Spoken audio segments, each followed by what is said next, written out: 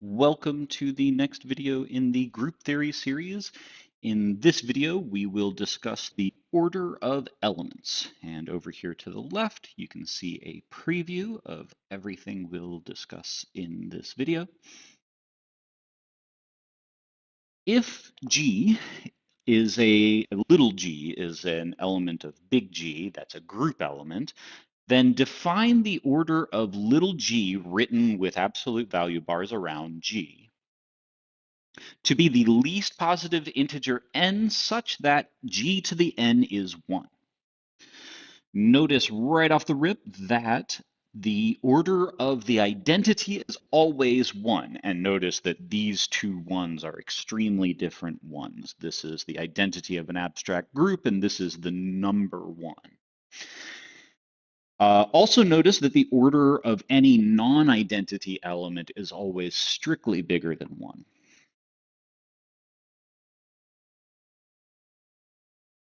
For some important examples, take the rotation in the dihedral group on n vertices.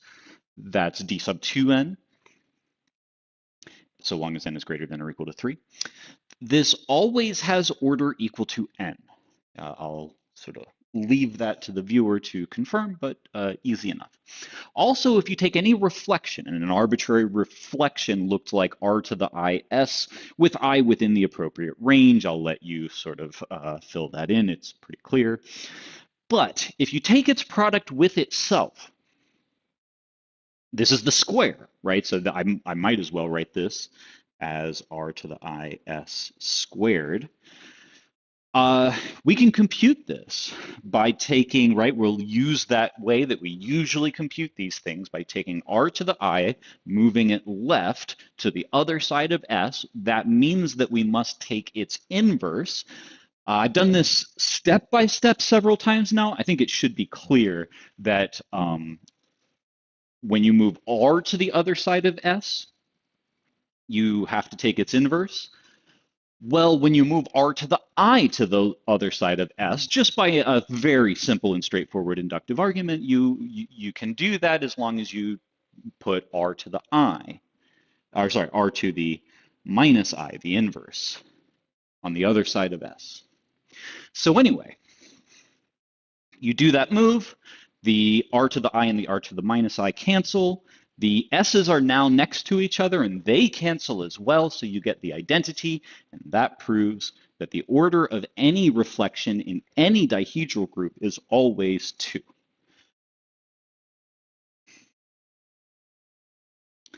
For an example of an element of order infinity, we can really take any number group. There are many more examples than this, of course, but for a relatively straightforward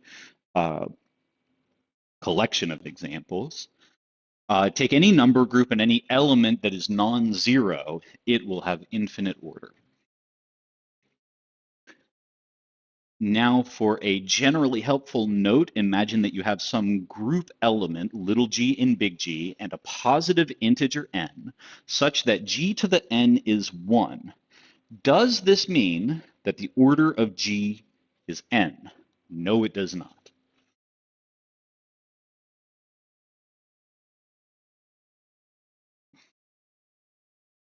This just means that the order of g is less than or equal to n. That's because the order of g is defined as the least such n.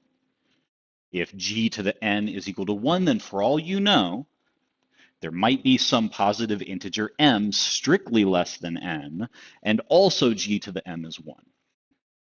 This is a common mistake, so interrogate yourself often for this issue when you try to prove that some element has some order.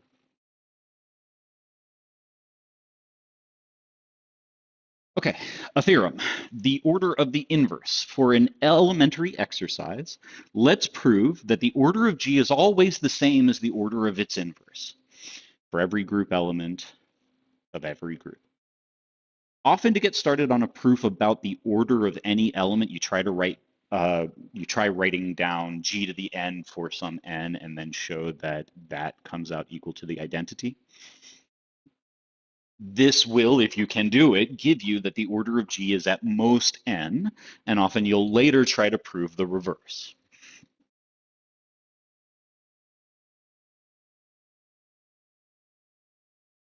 To simplify notation, we'll just write that the order of G is this n, and then we consider G inverse to the n, which we know from earlier work on exponents. You can multiply those exponents. In fact, you could even split them back around.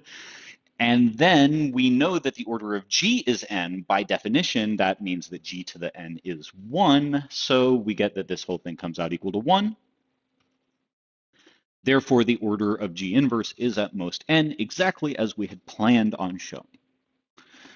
Okay, the hard part is usually getting the reverse inequality, n less than or equal to the order of G inverse, right? In general, when trying to prove that something is the order of an element, having the order on the big end of the inequality is often the harder thing, because after all, you know that the order of some element is the least, right? So usually showing that the least element is less than or equal to something is the relatively easy part. Showing that it's greater than or equal to something is often the hard part. But anyway, so yep, here that is the case. This is the relatively hard part. We could struggle to argue this directly, but instead, if we're a little clever, we might notice something. Since we know that G is the inverse inverse, that is to say, G is G inverse inverse, then there is some kind of symmetry here.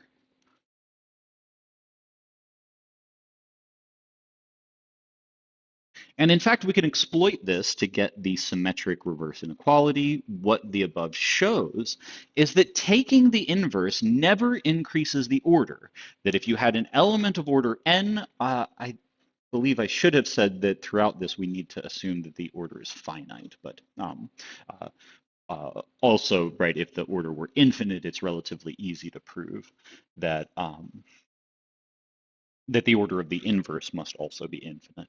Anyway, but so what we've shown so far for a finite order is that the order of the inverse is at most n. So, right, the way you can think about that is that taking the inverse never increases the order. Well, if you then just kind of apply this for the inverse inverse, right? So now do it all over again, but this time starting from the order of the inverse, let's call it m. Then by taking its inverse, you get back to G. We know that that has order n by definition, and by the principle that taking the inverse never increases the order, then we can't have increased this beyond m. So from here, we have m less than or equal to n, and we have just now proved that n less than or equal to m. So in fact, we get equality QED.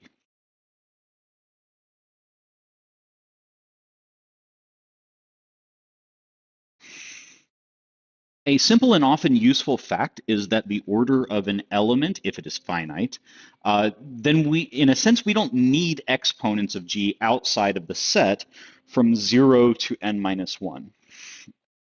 What I mean by that more technically, what we'll show is that G to the x is always the same thing as G to the x mod n for every integer x. The proof is straightforward if you recall the definition of x mod n as the remainder in the division algorithm, which, right, the division algorithm here is that there, for any n, there always exists integers q and r, so that no matter what x you have chosen, you can find a remainder, right? We call R the remainder, Q is the quotient. The remainder is always taken between 0 inclusive on the left and n exclusive on the right, such that this equation works out, right? So you can always find Q and R to make this work out. Q is the quotient, R is the remainder. So since we know and believe in the division algorithm, then we can start thinking about G to the x, right? G to the x is Using the exponent laws, we can pretty straightforwardly break it up into this regrouping. And then this part just cancels out because g to the n is the identity to the q is the identity, and then it just drops out. So that at the end of the day, we get g to the r, and r is by definition x mod n, so QED.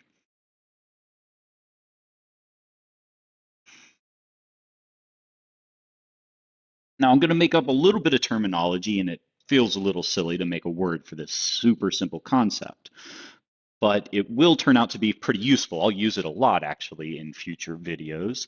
So it's worth it.